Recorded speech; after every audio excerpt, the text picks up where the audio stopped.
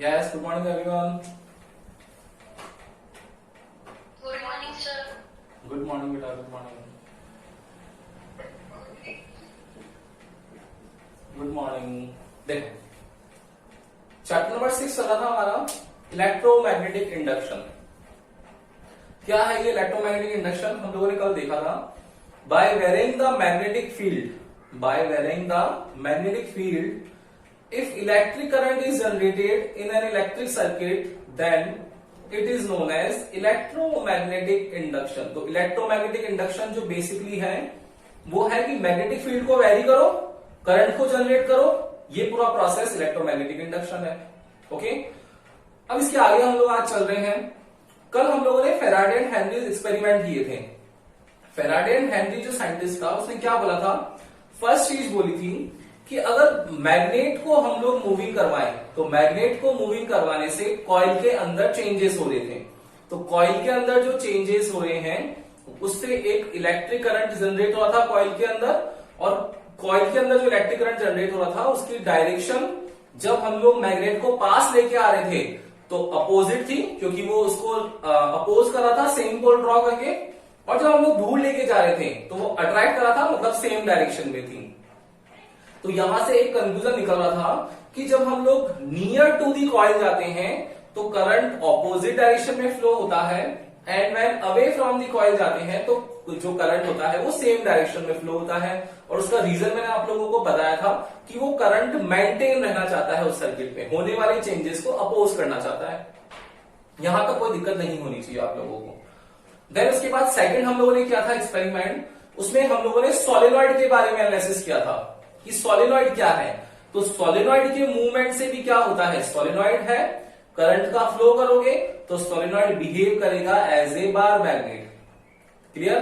First चीज यही समझ में आनी चाहिए कि सोलेनॉइड बिहेव करता है एज ए बार मैग्नेट। तो जब बार मैग्नेट बिहेव करना चालू हो जाएगा तो बार मैग्नेट के बिहेव करते ही इट मींस वहां पर वही सेम केसेस जो फर्स्ट प्रैक्टिकल के हैं, फर्स्ट एक्सपेरिमेंट के हैं, वो आ जाने चाहिए। ठीक है ना? तो सोलेनॉइड ने बिहेव किया बार मैग्नेट का, फिर सोलेनॉइड का मूवमेंट, देन फिर वही सेम केसेस कि कॉइल में करंट अपोजिट डायरेक्शन में, कॉइल में करंट सेम डायरेक्शन में। ठीक है, वहां तक कोई दिक्कत नहीं है। देन आज हम लोग थर्ड एक्सपेरिमेंट करने वाले हैं, Faraday and Henry's third experiment. क्या था वो? By changing the electric current in primary coil या प्राइमरी सर्किट। ये प्राइमरी सर्किट भी बोल सकते हैं, प्राइमरी कॉइल भी बोल सकते हैं। By changing the electric current in primary coil. अब देखो ये प्राइमरी सर्किट आपको वर्ड याद आ रहा है क्या कहीं से? इलेक्ट्रिक सर्किट आपका चैप्टर है जिसमें potentiometer, meter bridge, EMF comparison, internal resistance ये पढ़ के आते हैं हम लोग। वहां पर प्राइमरी सर्किट ड्रॉ करवाया था मैंने आपको। प्राइमरी सर्किट क्या था मेरा? प्राइमरी सर्किट में एक सेल और बैटरी होती है, उसके साथ स्विच लगा हुआ होता है, और उसके साथ एक रिओस्टेट होता है। ये तीन चीजें होती है। अगर तीनों चीजें एक साथ हैं, कौन कौन सी चीजें? वोल्टेज, स्विच और रिओस्टेट, तब ये प्राइमरी सर्किट कहलाएगा। क्लियर? यस। अब हम लोग इस प्राइमरी सर्किट को रिकंस्ट्रक्ट करते हैं। देखो इस प्राइमरी कॉइल के लिए तो क्या हम लोग यहां पर ये रिओस्टेट ये ले लिया हम लोगों ने, देन स्विच है, ये स्विच, एंड देन उसके बाद बैटरी का कॉम्बिनेशन। तो बैटरी हम लोगों ने ये कनेक्ट कर ली, ये बैटरी, इसका बैटरी का ये माइनस, ये प्लस। इसके साथ क्या कनेक्ट करना है? कॉइल लेनी है हम लोगों को। तो रिओस्टेट के साथ में हम लोगों ने एक कॉइल ले ली, प्राइमरी कॉइल। देखो इस तरीके से हम लोगों ने यहां पर एक कॉइल ले ली। तो ये पूरा सर्किट जो है वो क्या है? हमारा प्राइमरी सर्किट है। अब इसके साथ में हम लोग जो बार मैग्नेट और सोलेनॉइड के साथ ड्रॉ कर रहे थे कॉइल, इस तरीके की थी, सेम कॉइल को यहां ड्रॉ करना है। लेकिन अगर इस तरीके से ड्रॉ करेंगे तो इसका मैग्नेटिक फील्ड अलग है ऊपर की तरफ, तो क्यों ना हम लोग इसको थोड़ा सा घुमा करके यहां पर ऐड कर ले। देखो क्या ऐसे रिकंस्ट्रक्ट कर सकते हैं क्या इसको? हम लोग बिल्कुल कर सकते हैं, कोई फर्क नहीं पड़ेगा। ये गैल्वेनोमीटर है, ये देखो, ऐसा कर सकते हैं रिकंस्ट्रक्शन। इससे फर्क क्या होगा कि दोनों कॉइल्स पास आ जाएगी, और दोनों कॉइल पास आ जाएगी तो फर्स्ट कॉइल का जो मैग्नेटिक फील्ड है वो सेकंड कॉइल के अंदर भी इंट्रोड्यूस होगा। कैसे होगा? देखो, करंट का फ्लो हो रहा है और हम लोगों ने पढ़ रखा है कि मूविंग चार्ज जनरेट करता है क्या? Magnetic field. देखो, ये करंट है, तो करंट कैसा जा रहा है? कैसा जा रहा है? नीचे से ऊपर जा रहा है। देखो, कॉइल में घूम रहा है, ये कॉइल में घूम रहा है, तो कैसा घूम रहा है? एंटी क्लॉकवाइज दिख रहा है क्या सबको? दिख रहा है? देखो, यहां से एंटर हो रहा है क्लॉक कॉइल में, देखो कैसा होगा? Anti clockwise. तो यहां से करंट जो है वो हमारा एंटी क्लॉकवाइज डायरेक्शन में रोटेट कर रहा है, ये एंटी क्लॉकवाइज। अगर ये करंट की डायरेक्शन चेंज करनी हो तो यहां से बैटरी की पोजीशन चेंज करो, प्लस माइनस। देखो, प्लस यहां से अगर आएगा तो प्लस जाएगा इस कॉइल में, तो कैसा है? देखो, क्लॉकवाइज है। होता भी तो यही है कि हम लोग इस एंड से देखेंगे तो क्लॉकवाइज देखेगा, अगर इसकी लोअर एंड से देखेंगे हम लोग तो हम लोगों को जो एंटी क्लॉकवाइज दिखेगा, जस्ट अपोजिट। तो ये एंटी क्लॉकवाइज डायरेक्शन में है। तो इसका मैग्नेटिक फील्ड जो लिंक है उसने सेकेंडरी कॉइल में भी मैग्नेटिक फील्ड को जनरेट कर दिया। मैग्नेटिक फील्ड के जनरेशन से क्या होगा? हम लोग पढ़ चुके हैं, Fleming's right hand thumb rule. अगर मैग्नेटिक फील्ड है, अगर क्लॉकवाइज या एंटी क्लॉकवाइज, तो वहां पर करंट जनरेट होता था।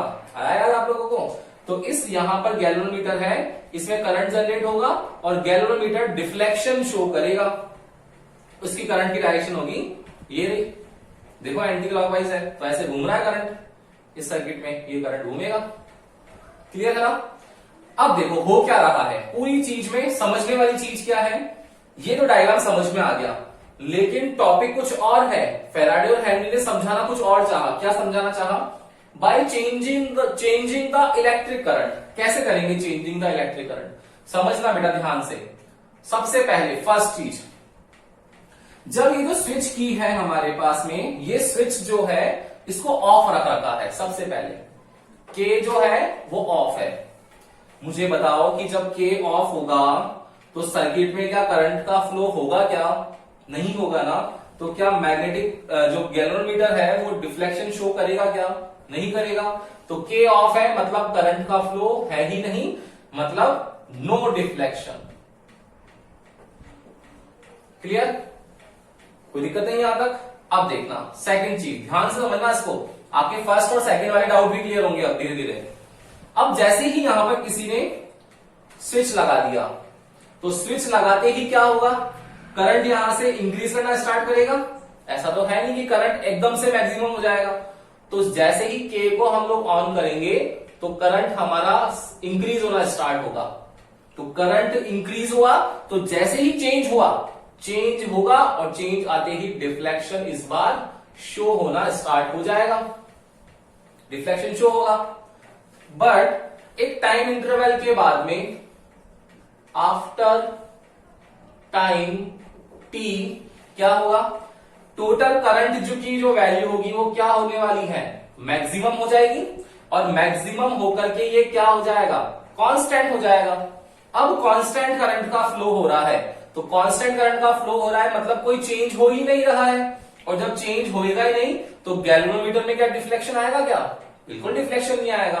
गैल्वेनोमीटर डिफ्लेक्शन तभी शो करता है जब चेंज हो रहा हो। तो आफ्टर टाइम टी करंट क्या होगा? मैक्सिमम, मतलब इस टाइम पर अगेन डिफ्लेक्शन जो आएगा वो शो नहीं होगा। क्लियर? फिर लास्ट फोर्थ पोजीशन में क्या करना है इस बार? अब अगेन स्विच को वापस रिमूव कर लो। अगेन जो स्विच के है उसको हम लोगों ने रिमूव कर लिया। तो स्विच रिमूव करते ही क्या होगा? करंट की वैल्यू स्लोली डिक्रीज होगी, और करंट की वैल्यू डिक्रीज होगी, देन अगेन डिफ्लेक्शन जो है वो वापस शो होने लगेगा। तो यही तो किया था हम लोगों ने। फर्स्ट प्रैक्टिकल याद आ रहा है क्या आप लोगों को?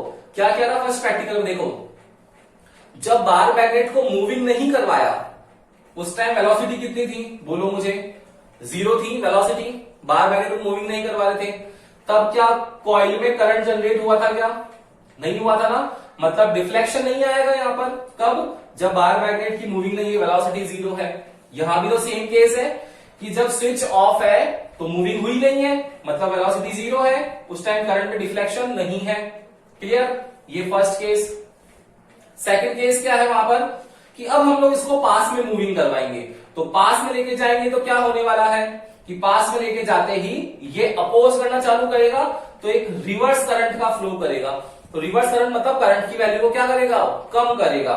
तो जैसे ही हम लोग इसका स्विच हटाना चाहेंगे, करंट की वैल्यू की, देखो स्विच है, इसके पास गए हम लोग, तो स्विच के पास जाते ही क्या होगा, करंट इंक्रीज होगा। रोकना चाहेगा, डिफ्लेक्शन देखो शो होगा, हो रहा है डिफ्लेक्शन शो। फिर थर्ड केस, अब हम इसको दूर लेके जाएंगे, तो दूर लेके जाएंगे तब भी नहीं जाने देगा। देखो के को रिमूव करा तो आई की वैल्यू कम हो रही है, उसको भी जाने नहीं देगा, तो डिफ्लेक्शन फिर शो होगा। और अब इसको मूविंग करवा करके अब हम लोग एक जगह जाकर के रुक जाएं, मतलब कांस्टेंट करंट हो गया, तब डिफ्लेक्शन आएगा क्या, नहीं आएगा। देखो थर्ड केस फुलफिल हो गया। मतलब चारों केसेस जो हैं वो हमारे फुलफिल हो रहे हैं, वही फर्स्ट और सेकंड एक्सपेरिमेंट से। आ रही है ना कहानी, समझ में आ रही है ना भाई, कि यहां पर वही सेम जो फर्स्ट और सेकंड और थर्ड एक्सपेरिमेंट है उसमें बात को अलग अलग तरीके से कहा है, लेकिन बेसिक जो बात है वो एक्सप्लेनेशन की ये है हमारे पास कि यहां पर आप लोगों के लिए जो फैराडे और हेनरी ने डिसाइड किया है कि किसी भी कॉइल हो, चाहे बार मैग्नेट हो, चाहे सॉलिनॉइड हो, इनके मूवमेंट से मैग्नेटिक फील्ड जनरेट होता है, जिससे मैग्नेटिक फील्ड अगर किसी भी पर्टिकुलर एरिया से निकलता है, तो मैग्नेटिक फील्ड अगर किसी भी पर्टिकुलर एरिया से निकलता है तो फिफ्थ चैप्टर उसको हम लोग मैग्नेटिक फ्लक्स बोलते हैं। दैट मीन्स उसके मैग्नेटिक फ्लक्स में चेंज होता है। मैग्नेटिक फ्लक्स जो है वो क्या करेगा, पोटेंशियल डिफरेंस जनरेट करेगा, जिसको हम लोग ईएमएफ बोलते हैं। और ये ईएमएफ जो है वो इस फ्लक्स चेंज की वजह से आ रहा है। देखो चीजें जोड़ दी हम लोगों ने, जैसे 11th क्लास से जोड़ी थी ना हम लोगों ने कि डिस्टेंस है तो उससे वेलोसिटी आएगी, वेलोसिटी से एक्सेलरेशन आएगा, एक्सेलरेशन से फोर्स आएगा, फोर्स से वर्क डन आएगा, वर्क डन से एनर्जी आएगी। क्या ऐसे जोड़ते थे क्या हम लोग, वैसे ही सेम यहां भी जोड़ दिया। क्या कि सबसे पहले आप लोगों को क्या ज्वाइन करना पड़ेगा, देखो सेम फ्लो डायग्राम वापस बनाता हूं मैं। सबसे पहले आप लोगों को क्या करना पड़ेगा, स्विच को ऑन करना पड़ेगा या ऑफ रखना पड़ेगा, ज्वाइन करना है या रिमूव करना है, दोनों चीजें।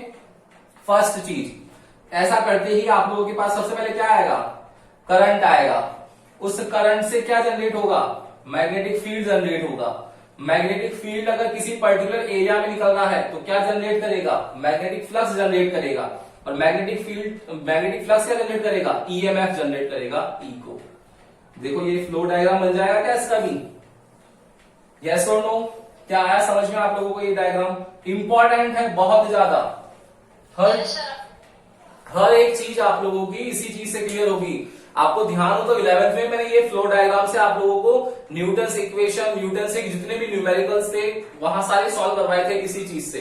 सेम चीज यहां पर भी वही है, सेम चैप्टर में बेटा, कि यहां पर आप लोगों के पास स्विच को ऑन और ऑफ करने से करंट की वैल्यू इंक्रीज और डिक्रीज होगी।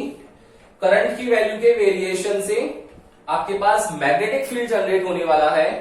मैग्नेटिक फील्ड के जनरेशन से मैग्नेटिक फील्ड किसी भी पर्टिकुलर एरिया से निकलता है तो वो मैग्नेटिक फील्ड लाइंस होती है, वो जनरेट करती है फ्लक्स को, और फ्लक्स में जो चेंज होता है उससे जनरेट होता है ईएमएफ। ये फ्लो डायग्राम आपको क्लियर हो गया, यस और नो, बोलो। Yes, सबको क्लियर है ना।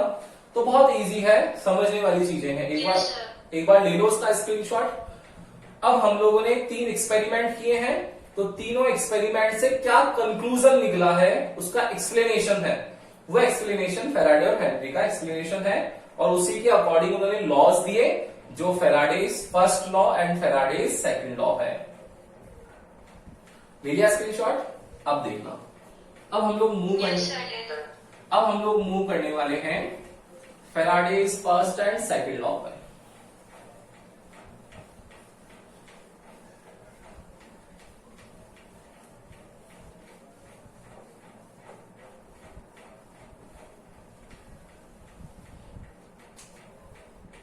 तो जो एक्सपेरिमेंट किए फर्स्ट सेकंड थर्ड, उससे अब एक्सप्लेनेशन आएगा। Next word, explanation of Faraday and Henry related to electromagnetic induction. क्या है ये एक्सप्लेनेशन? भाई कोई भी आप लोग भी प्रैक्टिकल करते हो तो उसका आगे उसका कंक्लूजन निकालते हो, वही तो एक्सप्लेनेशन होता है। यहां पर भी एक्सप्लेनेशन करना है आप लोगों को। क्या एक्सप्लेनेशन आएगा? क्या हम लोगों ने पढ़ा एक्सप्लेनेशन में? व्हेन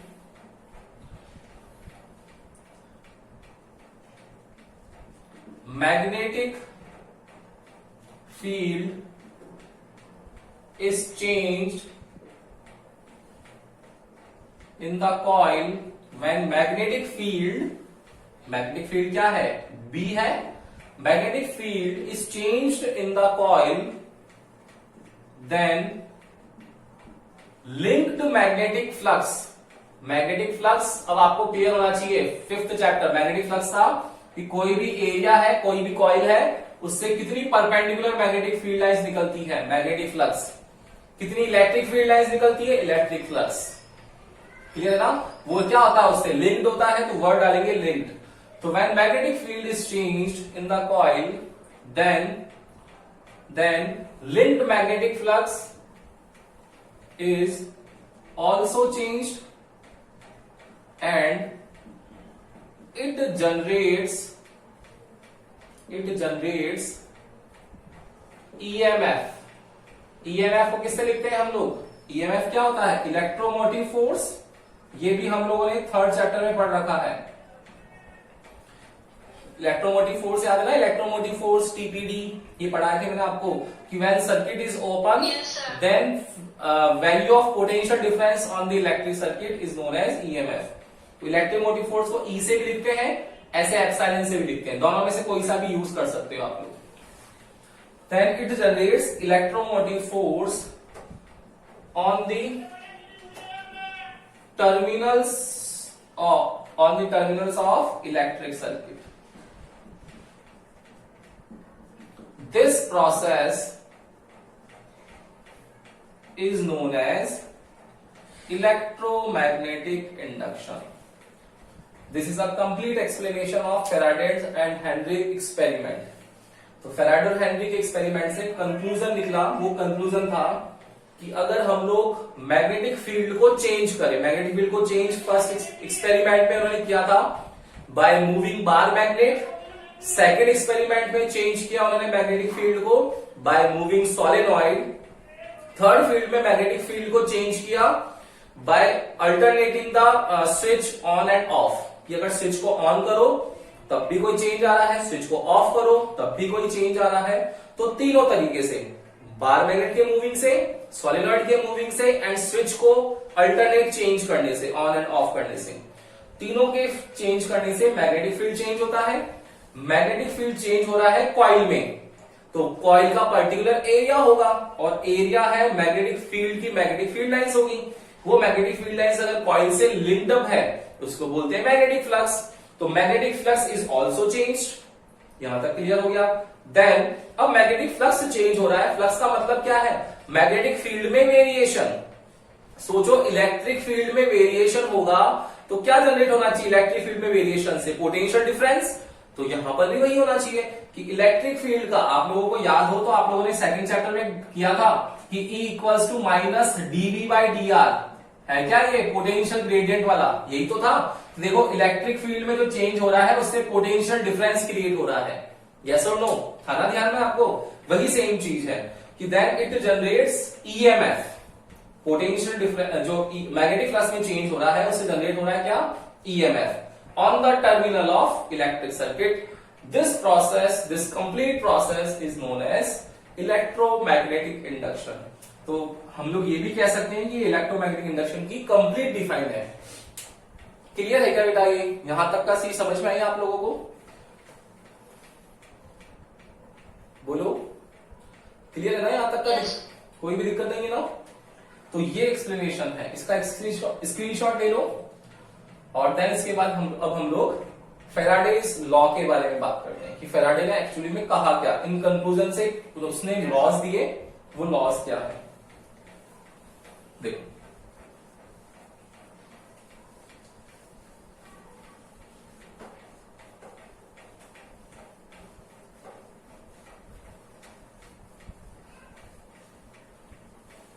तो लॉज की बात करेंगे अब हम लोग। तो नेक्स्ट है Faraday's law related to electromagnetic induction, EMI। Faraday's law related to EMI।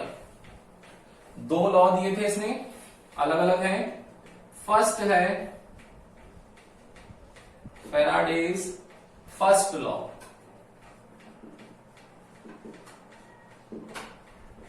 ये फैराडेज फर्स्ट लॉ है, ये related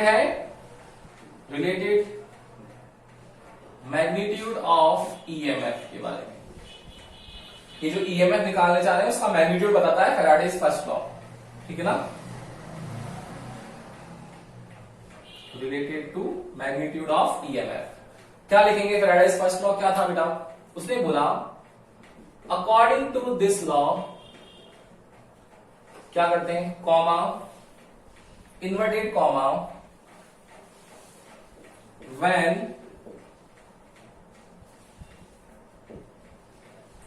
when magnetic flux linked with the coil,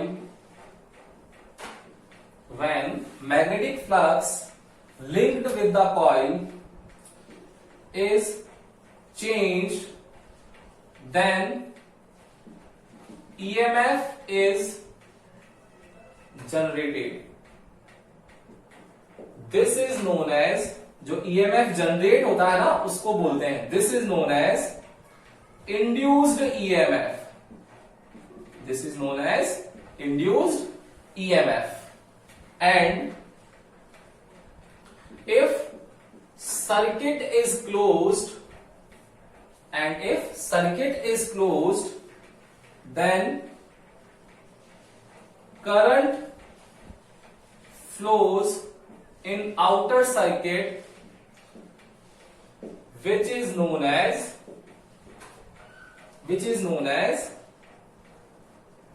induced current। ये इन्वर्टेड कॉमा क्लोज्ड, ये फर्स्ट लॉ है। तो first law में दो word, induced EMF and then induced current, इन दोनों वर्ड्स को इंट्रोड्यूस किया गया। क्या बोला? बात वही है एक्सप्लेनेशन वाली, जो रिलेटेड है मैग्नीट्यूड ऑफ EMF। ये EMF के मैग्नीट्यूड से रिलेटेड है। क्या कि when magnetic flux linked with the coil is changed, magnetic flux change हो रहा है, then EMF is generated, EMF generate हो रहा है। This is known as induced EMF। And if circuit is closed, ये याद रखने वाली बात है, मैंने आपको EMF की डिफाइन लिखवाई थी कब? चैप्टर नंबर 3 में। तो वर्ड लिखवाया था इन एन ओपन सर्किट, लेकिन ओपन सर्किट में याद रखना EMF इंट्रोड्यूस होता है, करंट इंट्रोड्यूस नहीं होता, करंट कभी भी जनरेट नहीं होता ओपन सर्किट में, क्लोज होना चाहिए। तो कंडीशन उसने मेंशन करी है। And if circuit is closed, then current flows in outer circuit which is known as induced current. Clear? Any doubt यहां तक? यहां तक कोई भी दिक्कत है बेटा? क्लियर है ना ये चीज? No sir. चलो देखो, यस सर। तो फैराडेज फर्स्ट लॉ क्लियर हो गया हमारे पास, इंड्यूस्ड EMF, इंड्यूस्ड करंट। अब इसके बाद में फैराडेज सेकंड लॉ आएगा।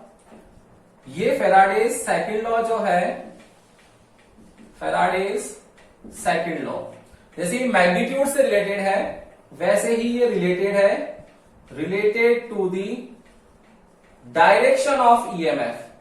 कि ये जो EMF है उसकी डायरेक्शन क्या होगी, वो डायरेक्शन से रिलेटेड है सेकंड लॉ। तो मैग्नीट्यूड, डायरेक्शन, क्लियर है? वेक्टर क्वांटिटी है तो मैग्नीट्यूड भी होगा, डायरेक्शन भी होगा, दोनों के अलग अलग लॉ है।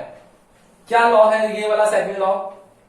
इसका स्टेटमेंट लिखेंगे हम लोग, according to this law, comma, inverted comma, क्या होगा? The rate of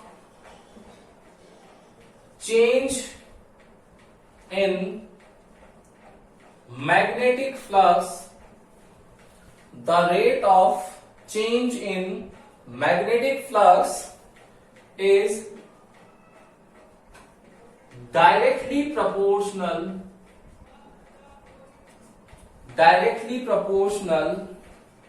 to the linked EMF of electric circuit, electric circuit inverted comma closed. According to this law the rate of change in magnetic flux, magnetic flux में change है उसकी rate is directly proportional to the linked EMF of electric circuit. Linked EMF क्या होगा कि rate मतलब 1/t, change मतलब delta del और D बता रखा है। चेंज मतलब दोनों वर्ड क्लियर है बच्चों, 11th क्लास थी, फर्स्ट क्लास थी जो रेट और चेंज। तो द रेट ऑफ चेंज मतलब चेंज आएगा, अगर वैल्यू पता है तो क्या लगा ले, डी लगा ले, ये डी लगा दिया। किसमें चेंज, मैग्नेटिक फ्लक्स में। तो मैग्नेटिक फ्लक्स में चेंज कितना होगा, d∅dt is directly proportional to linked EMF. That means EMF is directly proportional to the d∅dt. E is directly proportional to the d∅dt. Where proportional sign हटाएंगे तो E equals to n आ जाएगा, n d∅dt. Where n जो है n number of turns in the coil, number of turns in the coil कि कितने number of turns है। Work एक ही है, जैसे आपको याद हो तो मैंने बताया था एक कॉइल है तो एक टर्न है, n की वैल्यू 1। अगर 2 टर्न कर दिए तो कितने हो गए, n इक्वल्स टू 2। 3 टर्न कर दिए n इक्वल्स टू 3। तो नंबर ऑफ टर्न्स है वो आप लोग समझते ही हो उस चीज को कि कितनी रैपिंग कर रहे हैं कॉइल की। क्लियर है ना। तो फैराडेज फर्स्ट लॉ रिलेटेड है EMF, induce EMF and induce current, and second law है रिलेटेड किससे, E is directly proportional to d∅dt। क्या क्लियर है क्या Faraday's first and second law बेटा, बोलो। Yes, sir. किसी को भी कोई डाउट नहीं है? No, sir. तो हम लोगों ने फैराडेज स्टार्ट किया था चैप्टर ईएमआई की डिफाइन से, देन फैराडेज हेनरी के एक्सपेरिमेंट्स, देन उसका एक्सप्लेनेशन एंड देन लॉज। ठीक है ना। तो यहां तक आज की क्लास कंप्लीट कर ली है। अब इसके बाद में लेंज लॉ आएगा। 1837 में दिया था लेंज ने, साइंटिस्ट ने क्या दिया था, वो डायरेक्शन इंक्लूड होगी। तो इसका वो एडवांस वर्जन है, फैराडेज सेकंड लॉ का एडवांस वर्जन जो है वो है लेंज लॉ।